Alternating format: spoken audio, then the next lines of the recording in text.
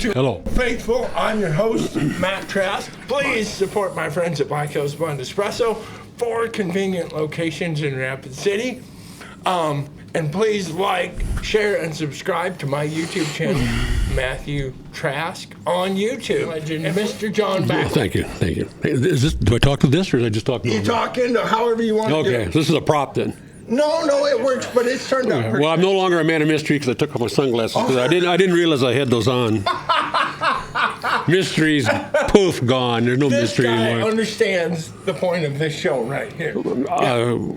What am I doing here? You're appearing on Yeah. Tri-County sensation, Old Faithful. Well, I'm old, so you have to explain some of this to me. The guitar show that's sweeping Western South Sweeping Dakota. with a broom or with just with popularity? How does that However work? you want to look at it. Yeah. Yeah. Tell us about you. Just go ahead. Dive right in. You want me to start from the beginning? Well, That was the night my dad came home from bowling real late, and my mom was, If it's a good story, go ahead. That's how it all started. Okay. All right. No, I'm from Pipestone, Minnesota. Pipestone, Minnesota. Yeah, it's down the southwest corner. Originally, I was there for 18 years, and then I moved to St. Paul, Minneapolis. Okay. Before that, between there, I took my last school loan at the time. I was going to college then up at Marshall. I took my last school loan, and I went over and I bought a used motorcycle, drove that to Nebraska instead of going to school. And then I worked down there on the ranch for a few months. For a few months. Yeah. Okay. Then I spent 5 days in jail there, and I decided I didn't want to be there anymore. So I drove back and went to Minneapolis and visited with my girlfriend who I'd met in college at Marshall, Sandra, and I wanted to go up there and see her. And then I went out the next day on that motorcycle to get a job and got pulled over and arrested. And I didn't have a driver's license. Oh. Minor technicalities. Like that. Sure. Right. And so Sandra bailed me out of jail on that one. And then we were together for 7 years. And then we both went different ways. Sure. What else? What else happened? That's about it. A few things we need to cover right off the bat. You apparently decided rather quickly the cowboy life wasn't for you. At the time, now I appreciate it more than I did then, because back then I was a child of the '60s, Right. mid '60s. And I went down there, and earlier in that to visit my mother, and I was in Ainsworth, Nebraska, and I was just old enough to buy beer. So I had this guy here was kind of a friend of mine, a buddy, and he's a year younger. So I went in, I think it was a Longhorn or Long Branch Saloon on Main Street. Okay. And this is like right out of the Billy Jack, except I didn't beat anybody up. It's the other way around. In Ainsworth, Nebraska. Ainsworth, Nebraska. Yes, Nebraska. sir. Okay. And I got my beer, and there was a bunch. In the middle of the afternoon, there was a bunch of, I guess, cowboys in there. Right. Yeah. And I went out the back way. That was a mistake in the alley. They followed me out. Sure. And they ran up behind me, smacked me, knocked me into a bush, and I played dead. Oh. And then and I decided I didn't want to be in Ainsworth anymore at the time. Sure. So a few days later, I went back to Pipestone too from there. Sure. Not to make generalizations, but at that time in Ainsworth, Nebraska, I was asking for kindly it. to I was asking for it. Now I'd go down there and I'd go have a beer with them. But and then tell us what kind of motorcycle you squandered your education. Oh, it was a 1970 Bridgestone GTR 350. Oh, 40 screaming horsepower, yes. I don't know much about motorcycles, but that sounds like a classic. That was almost 60 motorcycles ago. I've owned 60 motorcycles since. Wow. Do we remember, this show is not about motorcycles, but do we remember what happened to it? That Bridgestone? No, Yeah. No? I don't. It's just poof, gone out of my mind. I don't remember. Cop drove it somewhere during your little encounter? No, Well, that must have happened. Right. And I don't recall, but I did get it back then. Okay. From that, I think that was 1969 or 70. Okay. But you got it back. I got it back, and then I don't remember what happened to it. I probably just sold it. Sold it. And then '73, I bought another new one, a bigger one. Drove off into the mist of time. Do we still own and operate motorcycles? We own 5 of them. My wife has one. She's an avid enthusiast. Motorcycle enthusiast. Yes. That may be a nice transition, how you ended up in the Black Hills of South Dakota. Well, I met Teresa, my wife now, current wife, Present wife. Present only wife. Sure. Only wife. Only wife. And this guy's good. Because I was working as a staff artist what is it? Mason City, Iowa. Oh, okay. I got my first staff illustration job as an illustrator with a company called Decal Specialties. This is 1982 or 82, I think, 82 or 3. So I moved down there and was working there, and she was also in the art department. Mm-hmm. And Sure. Things happen. Sure. So what was this firm illustrating for? The local? There was a big fad of kids collecting stickers, and they'd get little sticker books and little stickers of characters or anything. And I remember that. They were glitter, and the company made those. And they lasted. They just rose like a skyrocket with demand for those things at the time, and they built this big art department. And a year or two later, the whole market collapsed. Whole thing. But so I was there for a year and a half or so, 2 years. A classic American example of getting while the getting's good. Well. Yeah, I left a couple months before they actually collapsed, but then I was hired away anyway by a company in Minneapolis, a competitor there's called Mellow Smello, who made stickers that you'd scratch and sniff them. Scratch and sniff Snickers. Snickers, not Snickers. Scratch and sniff Snickers. You can scratch and sniff Snickers too. They're good. Yes, you can do that. I haven't had my coffee this morning. This show is going off the rails, but in a fabulous way. Okay. We have covered so many topics. Well, my path to this is zigzag circuitous, we might say, if we were learning people. So when I got an apartment back in Minneapolis, and then because I was dating Teresa anyway, then when they went completely to heck, she moved back up, and we've been together ever since. I see.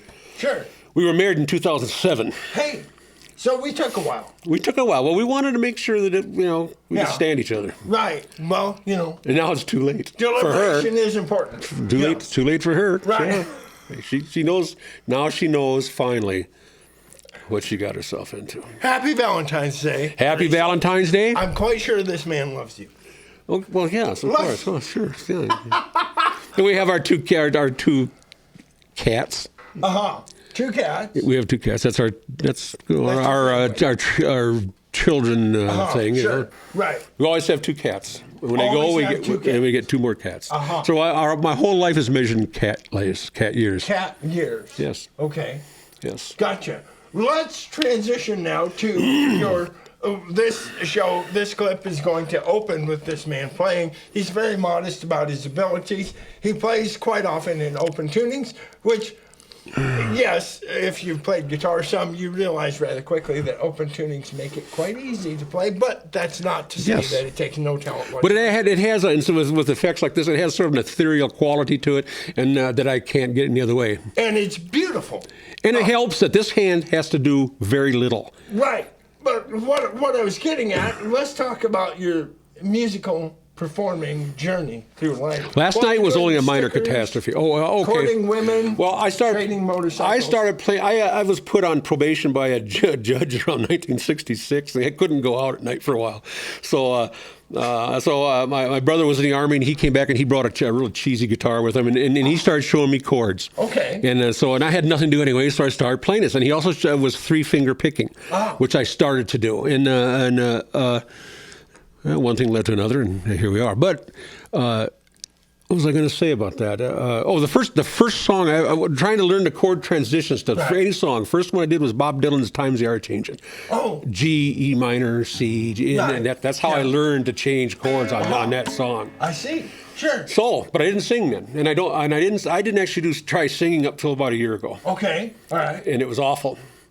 I have discovered that practice does make you better at it. Right. To a degree. I will say at this juncture that I absolutely, and I'm not kidding and I'm not lying, enjoy a sincere, heartfelt performance by someone who is a less than perfect singer. And as a recorded example, I would point to Mr. Kix Brooks of Brooks and Dunn.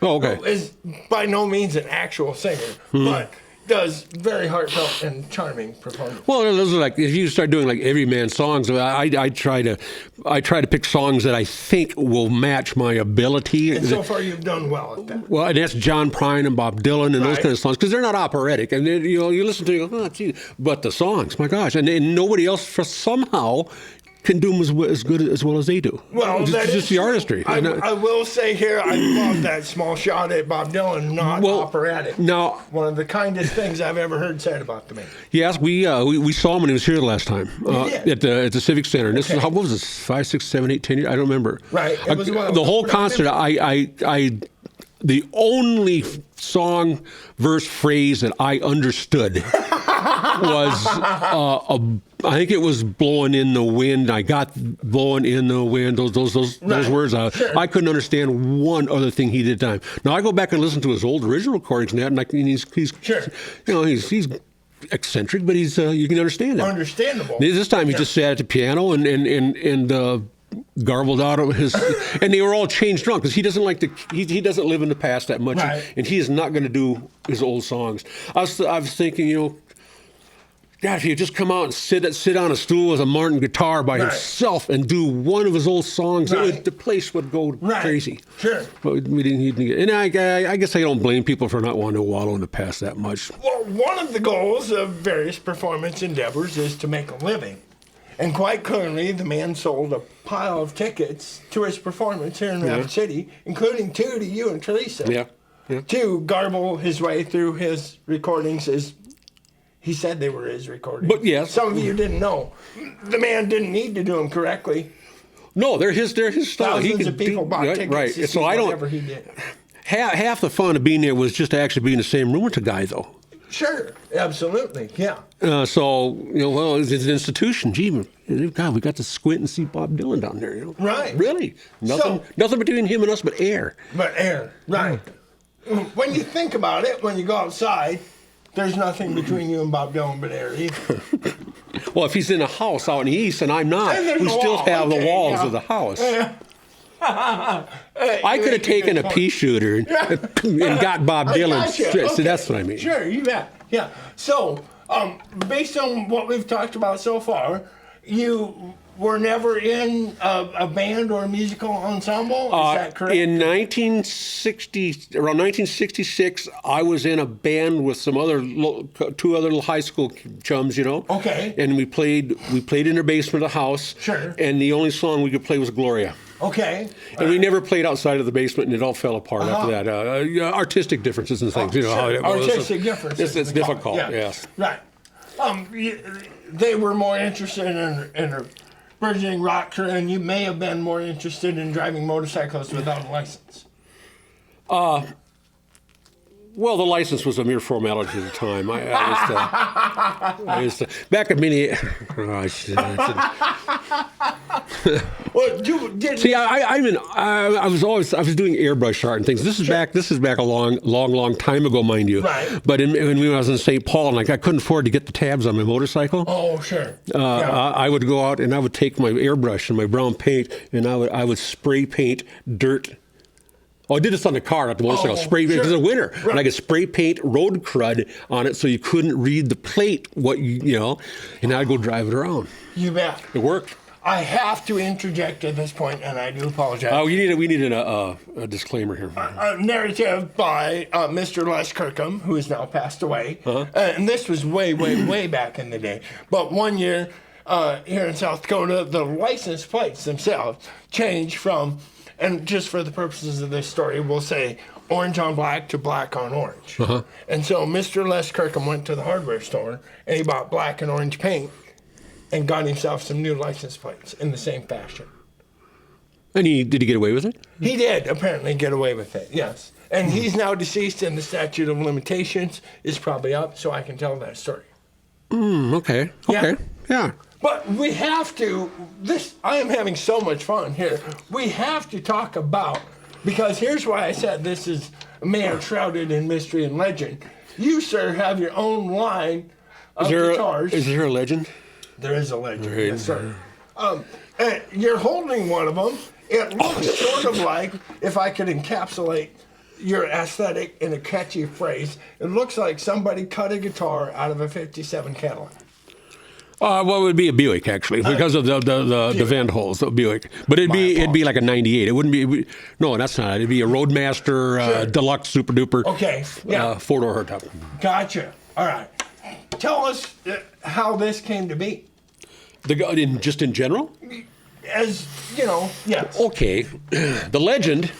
The legend is that in 2004, I went out to Western Dakota Tech I decided to get my commercial driver's license for drive semi trucks and stuff. So I went out there and I took that class, and then after 6 weeks, I was hired by a company in Sioux Falls to go out and start driving around the country in a semi truck. Right. Well, one of the things I did, and I was like, well, I've always been in art and illustration, freelance most of my life. Okay. So I've always had an interest in drawing things. Sure. And I've had an interest in guitars. So while I was out there, I was bored. I'd start sketching crazy designs for these guitars. Right. And this little thumbnail is only about 2-3 inches long usually.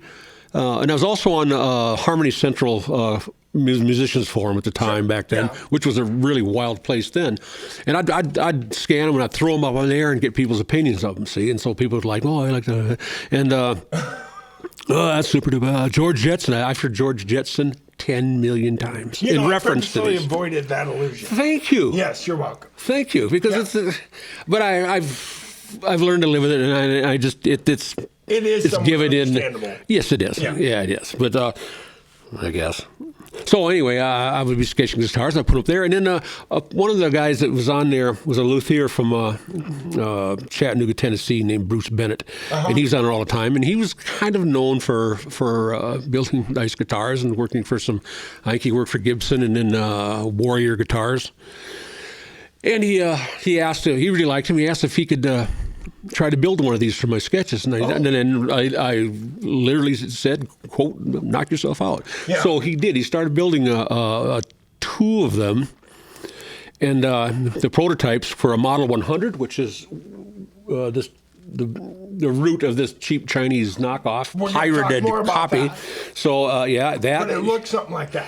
Yes, it looks something like that. And then a Model 200, which I wanted to bring but didn't. I didn't have room.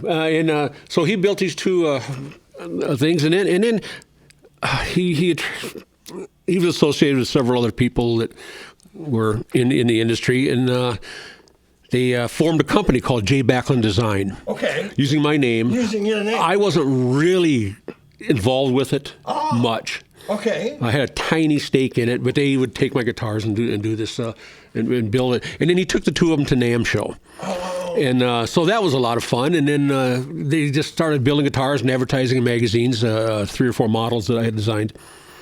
And they built them. I think he built them from probably around 2006 to maybe 2011. This one, well, I'll get back to that in a minute. It's relative to that. And it kind of fell apart around 2011 or 12. Okay.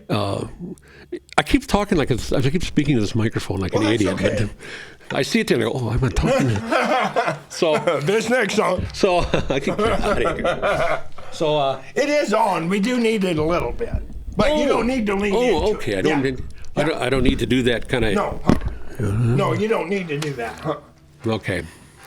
So where was I? Oh, and the way he built several of these guitars, they were quite a bit different than what actually were produced, but similar. And I don't remember if there was much success there. I didn't go to that first year. I went to the second year NAMM that they had stuff there, and they had several other guitars. Okay. And then they went 3 or 4 times, and I've been to NAMM show twice with them. Okay. The second time I went there, a little segue. I was just bored senseless at the NAMM show in Manheim, which is odd. I was there for about 2 or 3 hours. Teresa was with me, so we just said, screw it. We went across the street to Disneyland, spent the whole day there, spent tons of money, and had a great time. This is instead the most of going to the heartbreaking NAMM story show. I have ever heard. The NAMM show is crazy. They hand out earplugs when you go in there, right? And every town has a guitar god that's there, right. And they're all thrashing all the time, right. Loud, and it's just insanely loud, right? So yeah, our heads were exploding, so we just bailed on it, right? If you've forgotten, NAMM stands for North American Music Manufacturers. Yes. And it's, until COVID, it was a twice yearly convention, and it's a huge deal in the guitar and music world. That's where I saw Dick Dale. Didn't meet him. Thank you for that, Mr. Dick Dale, the left-handed champion of surf guitar. He signed a picture for me. I don't know where it went. He looked at he looked at me like I was maybe a cockroach or something like that. Because I was like, yeah, Mr. Dale, Mr. Dale. He's saying something. He's just kind of signed it, and there he went. He passed away about a year ago. Rest in peace. A year or so ago, yeah. Or maybe 2 years ago. Because I was surf crazy. I love surf guitar, and I love surf. If I could play anything, I would play surf and rockabilly. Absolutely. This is rockabilly, but I can't do a lick of any. I'm stuck in my little folky finger picking, and I can't get away from it. So. You know what? All you need for rockabilly playing is a delay pedal. Well, I need like a nice drip reverb. Reverb and slap back delay and play what you're playing already, and it would be rockabilly. You think? Absolutely. I don't think I know. I used to drive my Teresa nuts because I always wanted I wanted to get her a little snare drum. Right. And have it on a stand and have her put I mean, she's 5'4", 100. I mean, she can almost wear her high school clothes still. Okay. But I wanted her to get some of these cat eye slant glasses, red lipstick, a white mini dress with white go-go boots, and I wanted her to sit there and play brushes to my guitars, and I thought that would be I am in heaven right now. And I thought that would be just so kitschy and cool. Right. Yes. I love that. Teresa, we need this to happen. She's going to kill me for saying this. I'll protect you. And I'm going to insist that this happens. It's not going to happen. You don't think it's going to happen? No. Back to your line of guitars. Oh, in NAMM. They started building these things, and they were like this. This is a Chattanooga-made U.S. hand-built custom. There's only 6 of these in existence. I was not aware that some were made in the United States. Yes, at first, between 2006 and maybe 2011-12. In fact, they're still making some. They are. But in fact, to make one that's kind of similar to this, only they just went off on their own, several of the company's original principles. Sure. And I could have stopped them. Right. I don't make a nickel on it, but I thought, no, they invested so much time and money into trying to make that work. And those poor guys, they lost a lot of money. Well, anytime you do an endeavor. Yeah. And they lost a lot of personal money. And so I just kind of, go ahead. I would like them to acknowledge that they are my original designs, though, which is something I haven't been able to get them to do yet. Well, you can feel quite free to mention that here on the show. So J. Backlund Designs is, we can say, using your name and based on drawings that you shared on Harmony. Now they're not J. Backlund Design. That's dissolved. Now they're Retronics. Retronics. Which is a name I came up with because they wanted these things. This guitar, this is typical. This guitar would sell as custom order only, and it's sold for probably between $4,000 and $5,000 new. Okay. This one right here. Wow. And Bruce hand carved that thing. He built it. Wow. That's incredible. So they had the engine turning done on the plates and things. It's my the color schemes are my ideas from my sketches and everything. Yeah. So. They built. It says on the back of the headstock which one. I think it's number 4 or 5, and there's only 6 of them. So, but very few people. I mean, I couldn't even afford to buy my own guitars from these guys. And originally they were kind of supposed to provide an example of whatever they made one fun to me as a just an artist proof or whatever you call it. And they never did. I had to buy. Well, they did one, but I got rid of it because I didn't like it. This one, my wife found on the internet. It was advertised at a guitar shop out in the East Coast as a used guitar. Somehow, one of those 6 had gotten to that guitar store. Whether he bought it or it was traded in, I don't know. And she found it, and she bought it for me, unknown to me, for my birthday about 7-8 years ago. It was my only opportunity to ever have one of these. Wow. Because they just are not. A made in USA, J. Backlund Design, one of 6, we think. I thought there were 5. Bruce told me some time ago he thinks that there were 6. Now it says on the back, it's signed by him, the builder, and it has the date. It was completed, which is 2011. We'll have to look at it later. And the other thing we can tell you about this guitar right here, it is heavier It's like a neutron star of guitars. It really is. is. Yes. If you get too close to it, you can feel the gravitation. You really can. Yeah. It's also because of how attractive it is. But moving on to this, because this is an example of a legitimate outsourced guitar. Am I correct? Yes. Okay. And they picked that up.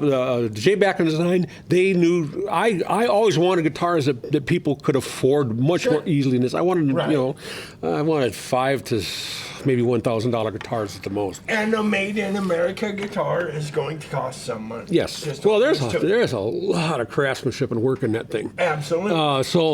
I guess it's justified. And so we came up with the name Retronics as a brand, for the J. Backlund as a subsidiary to produce the import guitars that were affordable. Right. And so they started making Retronics guitars. Unfortunately, they only made,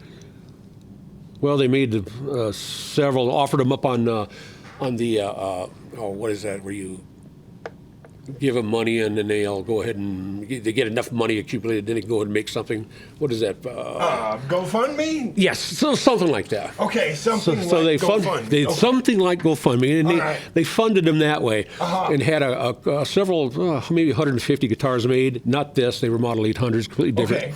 So anyway, they sold those, and then. And then they wanted to make these as a Retronics. Okay. And I own one. I wanted to bring it, but I couldn't find a case for it. And they are a booger to fit in anything. All of these are. Sure. And as you can see. Understandably. Yeah. Right.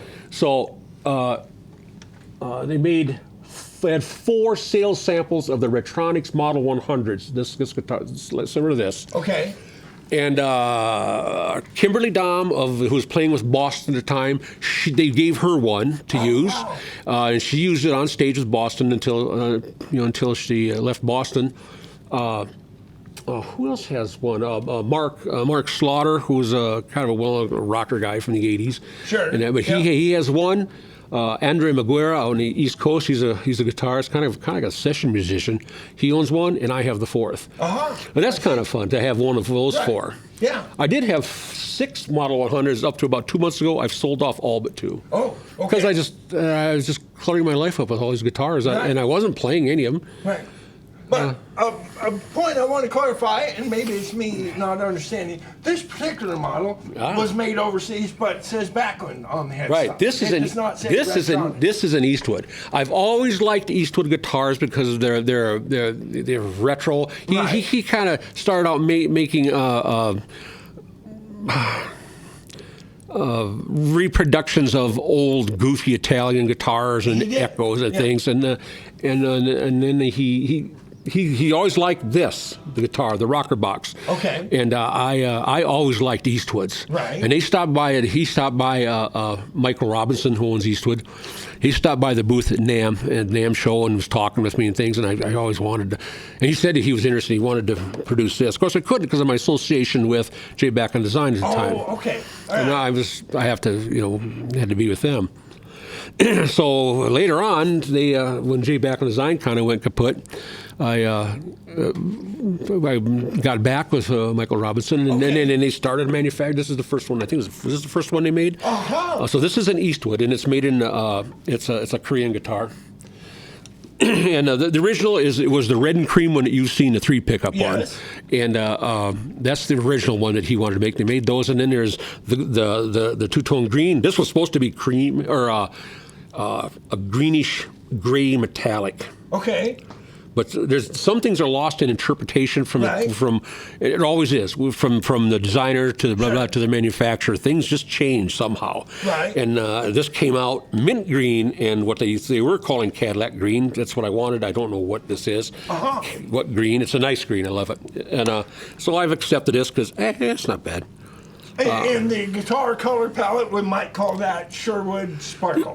We can do that. We can do that. Also, we can call it Quite Handsome. I like that color scheme. It's a good-looking guitar.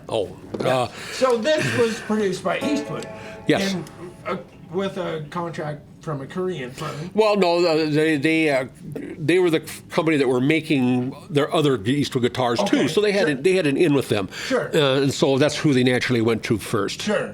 Do we know how many of these were produced, and are they still producing them? No, they stopped last year, mid-year. Okay. So there are no more Backlund guitars made currently. Okay. How many did they make? These, I'm not sure. Okay. I don't even know. We're a guy, and I should have done this prior to the show, but I didn't know all this information. That's why I wanted to meet you, and this is so much fun. Are there any available on Reverb.com? Oh yeah, there's a bunch of them still. And they Eastwood might have a few left. They had some of the blue and cream ones a while back. I don't know if they do anymore. And there are other dealers out there that got them, probably from Eastwood, who are selling them. And then of course there's the used market. Sure, right. Okay. So yeah, they're out there. They range in price. This was about $1,200-1,300 new. The red and white one was $1,500. Okay. When they were new, and Eastwood did sell some at a huge discount for a little while, but I think they sucked up. Other than that, they're $800-900 used. And up. So this would be a really good, viable option for a rockabilly guitar. We have a real Bigsby on here. Yes. We have, looks like, very nice Nashville Bridge on here. Well made. Do we know which company made that bridge? We know. They do. Eastwood does. I don't. I didn't. I didn't. When I gave them the design illustrations to these guitars, which this is very faithful to. Right. Visually, I mean, they did a great job of making this from my artwork. Right. But I put this one. The illustration would have had humbuckers in it, regular chrome ones, probably similar to that. Right. But I allowed Eastwood to spec that stuff because they know more about it technically than I do. Right. So there's a point where you want to just walk away from this and let people who know what they're doing take this over. Sure. That's why I never built the guitars myself. Sure. Because I can't do this. Okay. Right. A funny thing about these, maybe funny, you see the black binding. Yes. My illustration used the black line art to border with usually. And it was supposed to have cream binding. Oh. Well, when they sent it to Korea, to Muir, they look at it and go, oh, that's the black line. And there it is. There it is. Little trivia there, little interesting trivia. Well, I would say in this case, you deferring to the Eastwood Company was the correct decision, because this kind of needed Filtertron style pickups, or are those real Filtertrons? Were those Korean made? Do we know? I'm not sure. Okay, they sound incredible. They may have used GFS pickups on some of them. I know. GFS, sure. But a fine, affordable pickup. And right, and this came in there's one that's orange and black, almost Harley Davidson colors, which was I didn't like it at all because I don't like that color combination. There's a mint green and black, which is very pretty. All right. And then there's a red one. They made a bunch of colors. Eastwood was so good. They took these guitars and they'd ask me to change something or come up with something a little different on them, and I would do that. And this was originally supposed to be a full hollow body. Oh, okay. All right. But that's another thing. Well, the company that they were using wasn't really familiar with making those, so it came down to making this thin line semi-hollow. It's got a post in there. So, but that's fine to me. I don't care. I think it accidentally came out perfect. Well, I think it did, and I don't question any of it. It's they did a great job on getting the little elliptical holes and get the binding. I don't know how they did that. That would take some craftsmanship.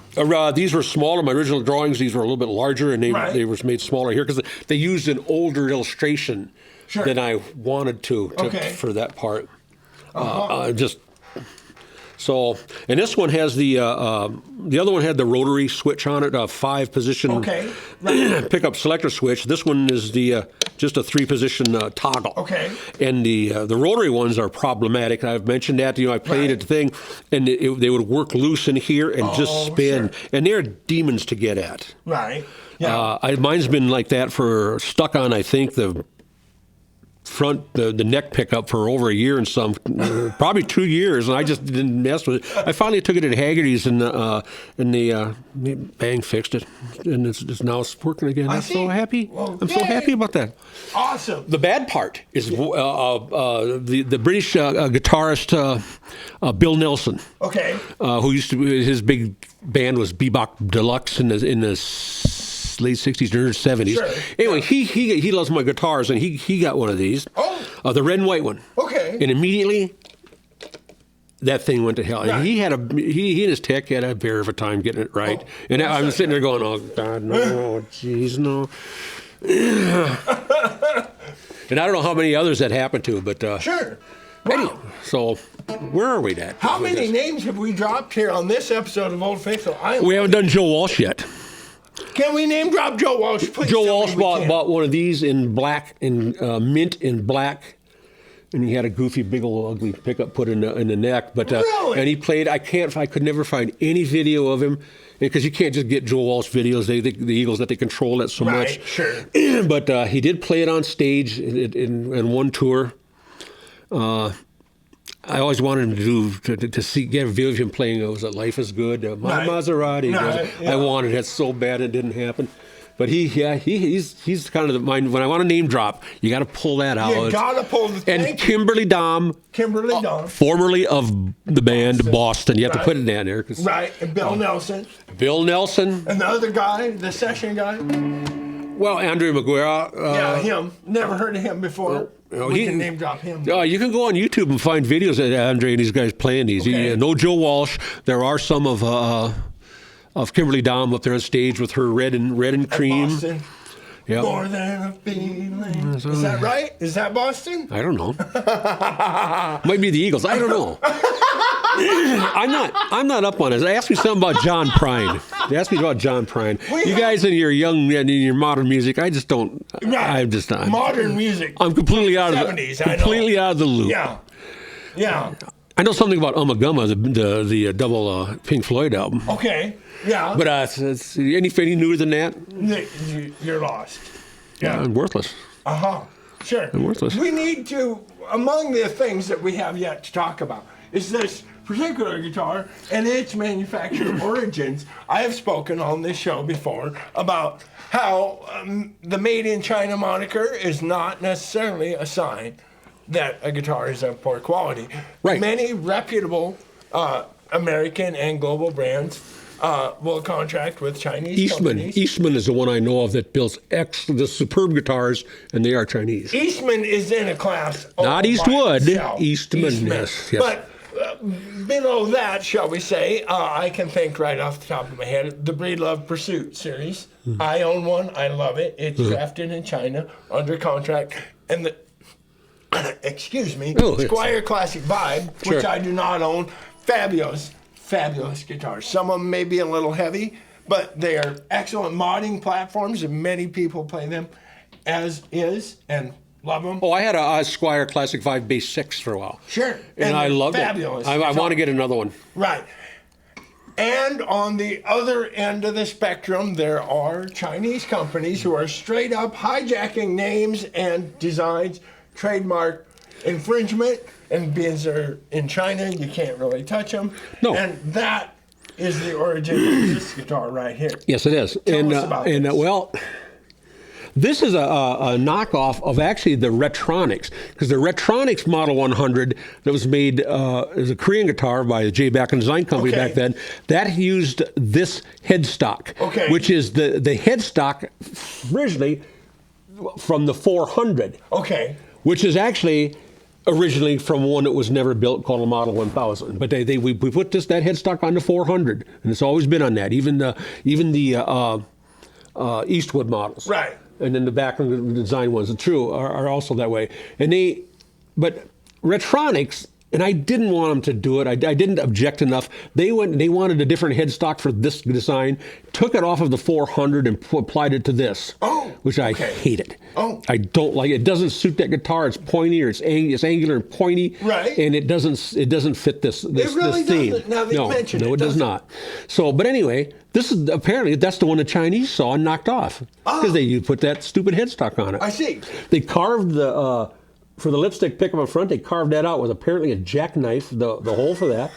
And they put this cheesy plastic mirrored plate on it, and this was, it's just, and this does not belong there at all. This thing curves smoothly down this way and carved. Somehow, that's what they ended up with. They just hacked a corner out. Yeah. The profile outline is good. Sure. It sounds like crap, and it's barely playable. It doesn't stay in tune. It's, it's everything you'd expect from a $50 guitar. Although it cost about $500 to get that thing. Did it really? Yes. And you were telling me, and this was maybe my favorite part of the story, the joke's on them because nobody bought it, and then you said, well, except me, the designer of the guitar. I think this is the one that was in the ad where they were trying to sell it, and because they had the same thing, and it's maybe the only one. And then they might be sitting on a couple and going, "Oh God, what are we going to do with these things?" So it's pretty funny. Thank you for purchasing it because I never, in my wildest dreams, imagined that I would have something like that on the show. Well, I took flack for buying that on the forums because a lot of guys were saying, well, you by buying that, you're encouraging them to pirate and steal guitars. And I said, well, it's my guitar design in the first place, and I want to see what kind of crap they're making. Exactly. They've got my name on it. In fact, the only thing they did well on that is get my name clearly on a headstock, so that it's pretty good. They did great on that, and the rest of it is. And I hope, and you think that, well, people are going to buy these and say, oh God, Backlund guitars are a bunch of crap. Right. Sure. And there it is. So you bought it to see what kind of crap they were making, and you opened the box and said, "Oh, that's crap, all right." That's crap, all right. Back to the Chinese guitar really quickly. Yeah. All they need to do, these shady Chinese companies, again, it's not all of them, it's some of them. All they need to do to sell you a bad guitar is to take your money and send you a bad guitar and disappear. And so it can be difficult upon visual inspection to tell, but beware that there are Chinese firms of quite dubious origin ripping off American Gibson, Fender. Oh, world, not just American, it's everybody. Everybody. Any name, including Backlund Designs, any name they think. And it's everything from automobiles to absolutely can opener. Yeah. So thank you so much for bringing that. And then you did mention tip of the Dairy King hat. Tell us about the Dairy King in your hometown of Pipestone. That was a little drive-up dairy place in my hometown, a couple blocks from where I lived with my grandparents at the time. And you'd go up there, and then you'd drive up, and for 25 cents, you got a ice cream cone. Oh, it was about, literally, it's about like this. Oh, wow. But 25 cents back in 1964, so it would buy you a new car. So you put that in perspective. So, and then they had these little barbecues. You go up there, it's $1, you got 6 barbecue sandwiches. And we used to go up there and get, anyway, so hang around at the Dairy King, get stuff. And it's still there, but now you can walk in and get it, and it's different people. Because everybody used to was passed on. But sure. There it is. Just there, and this is a rare very item. Rare cap. Yes. If you go back to Pipestone, Minnesota, I will pay a premium for another one. They might have because I bought this at the new establishment probably about 10 years ago. Okay. I went through there on a motorcycle, and I thought, Dairy King, so I stopped and I had some barbecues. And I'm guessing, so we don't confuse our audience, that prices may have increased since 1965. Oh, I suppose this might be a $12 cap, $15, no more than a wall drug cap. Which I also the prices of the products at the Fabulous Dairy Queen. They're still similar though. You get that ice cream cone, it's probably about a $2.50 one now. Sure. But you go, that's just like a soft serve. Right. Oh yeah. Hey, all right. Hey, and the barbecues, they're the same. I don't know. Wow. Is the Dairy King open year round? I don't think so. Okay. I do believe open seasonally. I believe so. Yes. But at the time of this filming, still. Well, it might now that they have indoor seating and things. It might be open now. I don't know. But back then it was only drive-in, and no one was buying ice cream in January. So that is true. Yes, only the Hardy and the Brave buy ice cream in January. I think we're about done talking. You're going to perform. Am I? Since I'm holding it. This is a Norman used guitar available for sale here at Perfect Wave Production. Mr. Backlund will be playing Norman. This. Which model is this? This one? Yeah. This is a rocker box. Rocker box. It's a deluxe one because of the Bigsby. There's in both models, like the other red and white one, there are plainer models that just have the stop tail pieces on them. All right. So he'll be playing the rocker box deluxe, which was an Eastwood product. Yes, this was East Guitars built them, and I wanted them to put Backlund by Eastwood, but they just said They no. just said Backlund. Yeah, so okay. And he elected not to bring an amp today, which is just fine.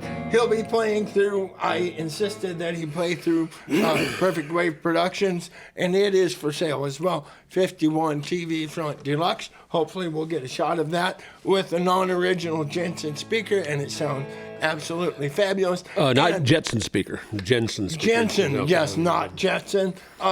The deluxe, the 51 deluxe is a non-reverb. You will hear some reverb. The reverb will be provided by my personal Electro Harmonics Holy Grail Nano. There are absolutely a plethora of fine reverb pedals, and the Holy Grail Nano is one of them. It provides three different kinds of reverb and does an adequate job, as you're about to hear. So Kimberly Hahn, is that her name? Kimberly Dahme, Dahme. D-A-H-M-E. D-A-H-M-E. K-Y-M-B-E-R-L-I-Y, I think. Kimberly Dahme says, change your strings. Remember my sponsorship with Trask Hay LLC, large round and square bales, and custom haying, 515-0858. Thank you for watching. Ladies and gentlemen, Mr. John Backlund. Oh, okay. Take it away, buddy. I'm going to play just chords. Just open chords. You did it. Absolutely.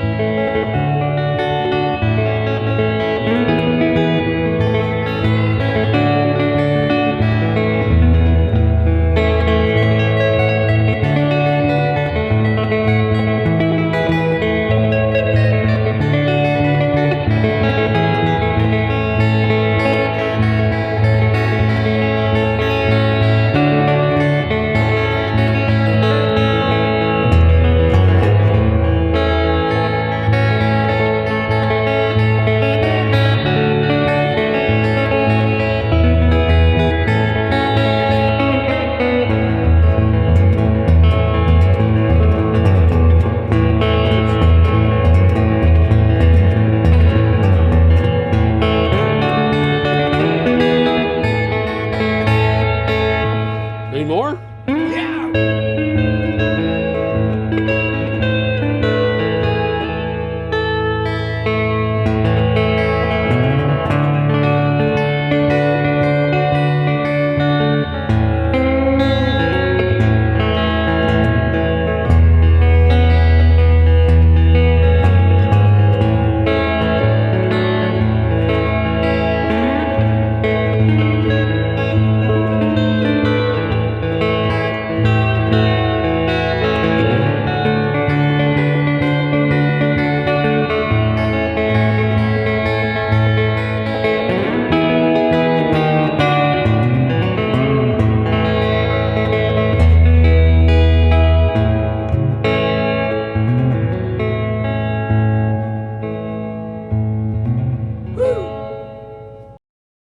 Tip of the Dairy King hat. Thanks for watching. See you next week.